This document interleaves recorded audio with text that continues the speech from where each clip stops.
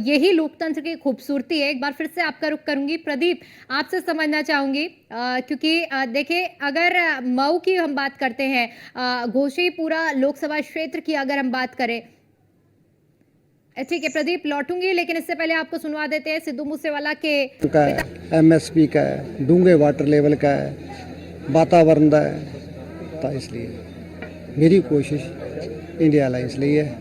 आगे मेरे सत्कारयोग वोटर देश भर के जो उन्होंने फैसला करना है भी किसको लाना दोबारा।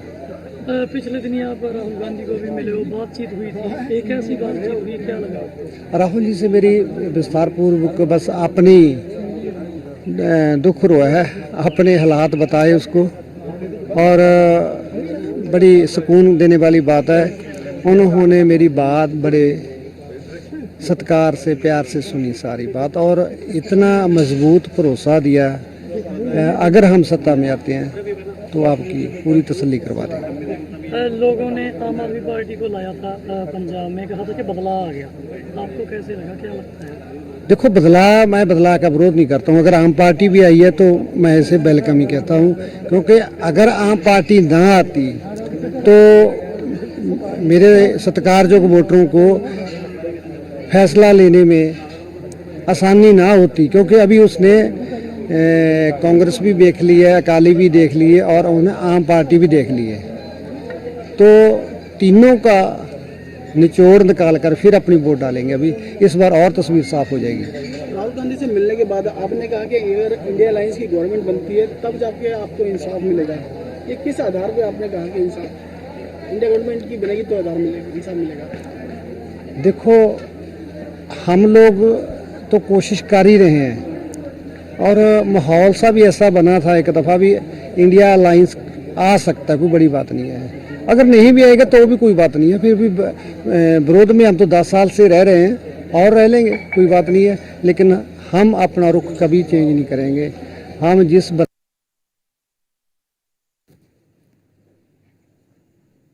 तो प्रदीप एक बार फिर से आपका रुख करेंगे, और अगर चुनावी समीकरण की बात की जाए तो चुनावी समीकरण क्या कुछ बैठ रहा है इस वक्त आपके लोकसभा क्षेत्र का?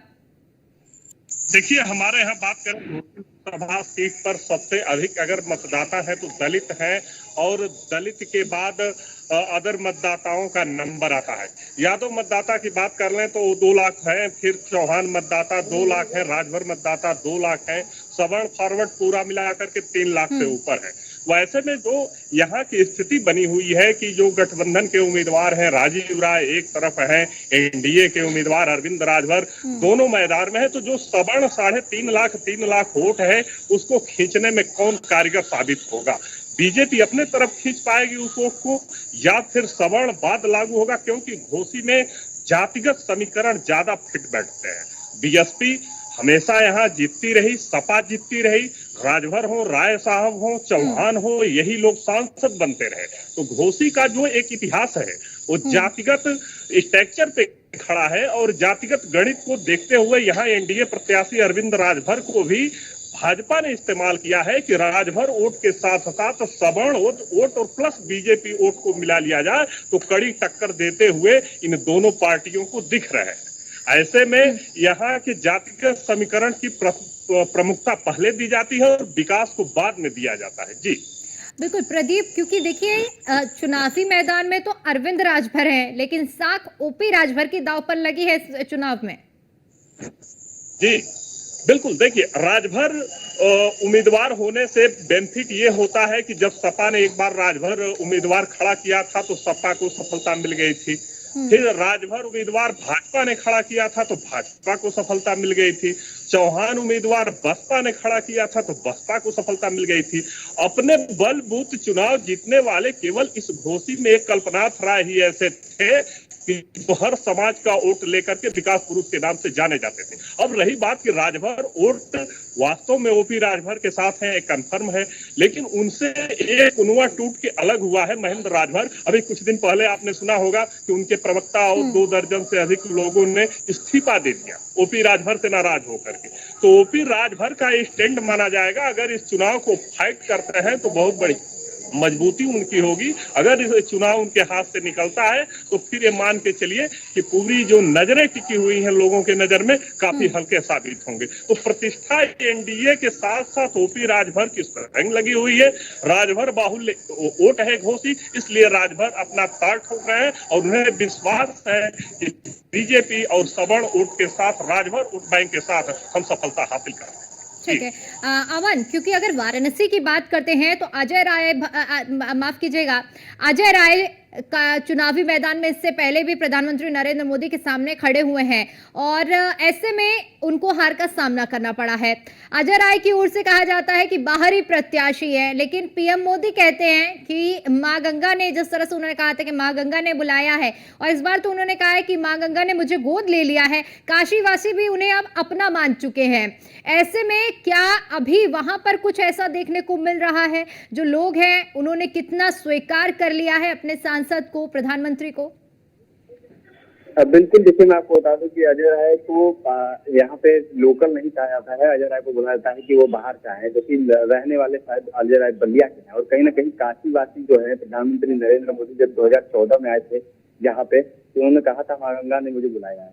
और 2024 के चुनाव में इस बार जो है उन्होंने कहा था मां गंगा ने मुझे गोद ले लिया। तो काशीवासी कहे कि पूरा विश्व जो है, काशी नहीं पूरा विश्व कहा जाए तो एक तरीके से अपना जो एक स्लोगन निकाला था कि मैं हूँ मोदी का परिवार, मोदी हमारा परिवार। तो कहीं ना कहीं ये जो यहाँ पे ये नारा जो इसका ऐसा स्लोगन जो चला है कि मैं हूँ मोदी का परिवार, हम है मोदी का परिवार, तो कहीं ना कहीं इस बार 400 पार। और जिस तरीके से काशी की जनता जो है प्रधानमंत्री नरेंद्र मोदी का, जब कभी भी वो काशी आते हैं या तो फिर गंगा जी के किनारे जाते हैं, तो हर हर महादेव के नारों से और हर हर मोदी के नारों से जो है उनका स्वागत करती है, पुष्पवर्षा करके स्वागत करती है। और प्रधानमंत्री नरेंद्र मोदी भी कहीं ना कहीं उनका अभिवादन स्वीकार करते हैं।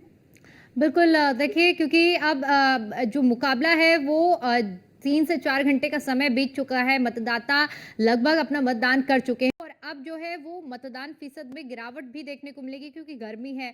ऐसे में, क्योंकि देखिए अमन, जिस तरह से आपने जिक्र किया कि मतदान केंद्रों में व्यवस्थाएं तो हालांकि वाराणसी में काफी ज्यादा की गई हैं, लेकिन एक बार फिर से हम वो तस्वीरें देखना चाहेंगे। आप जिस मतदान केंद्र में इस वक्त मौजूद हैं, वहां पर किस तरह की व्यवस्था की गई है ताकि लोगों को धूप का सामना ना करना पड़े, पानी की समस्या ना हो?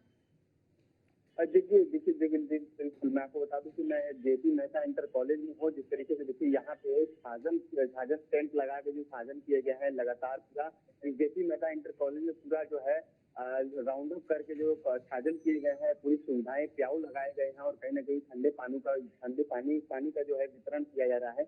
जितने भी तमाम वोटर्स यहाँ पे आ रहे हैं उनके हर चीज के लिए ध्यान रखा यहाँ पे जिला प्रशासन की तरफ से रखा गया है। जिस तरीके से हमारे पीछे आप देख सकते हैं कि लगातार जो है यहाँ पे जो लोग वोटिंग करके आ रहे हैं, यहाँ पे तो जो सेल्फी पॉइंट लगा हुआ है, यहाँ पे छोटे छोटे बच्चे अपने माता पिता के साथ यहाँ पे सेल्फी खिंचवा रहे हैं। और कहीं ना कहीं जो उनके माता पिता है वो जब अपने मत का प्रयोग करके आ रहे हैं तो वो भी अपने सेल्फी खिंचवा रहे हैं। और कहीं ना कहीं यहाँ पे जिला प्रशासन के द्वारा हर पोलिंग बूथ के बाहर जो है यहाँ पे एक एम्बुलेंस और डॉक्टरों की टीम जो है यहाँ पे तैनात है। जितने भी सरकारी अस्पताल, प्राइवेट अस्पताल हैं, उनके स्टाफ को भी यहाँ पे हर पोलिंग बूथ पे तैनात किया गया है।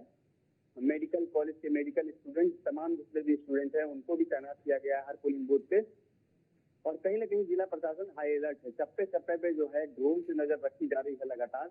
जिस तरीके से पुलिस कर्मियों की तबीयत खराब होती है तो उसके बाद जो मत डालने आते हैं मतदाता जो है उनकी तबीयत खराब होती है। तो कहीं ना कहीं जिला प्रशासन हर एक चीज, छोटी बड़ी चीज का ध्यान रख रहा है। और लगातार जो है डीएम और वाराणसी पुलिस कमिश्नर जो है लगातार हर पोलिंग बूथ पे जो है पहुंच के स्वयं वहां पे देख रहे हैं। मुख्य चिकित्सा अधिकारी वहां पहुंच के देख रहे हैं कि कहीं कोई अनहोनी ना हो जाए। कहीं ना कहीं जो प्रचंड गर्मी पड़ रही है उसको देखते हुए किसी वोटर, किसी मतदाता गण को कोई दिक्कत ना सामना करना पड़े। बिल्कुल प्रदीप, अगर वहाँ की बात करें, आप इस वक्त जहाँ मौजूद हैं, किस तरह की व्यवस्थाएं मतदान केंद्र में की गई हैं ताकि जो मतदाता पहुंच रहे हैं उसे दिक्कत का सामना ना करना पड़े?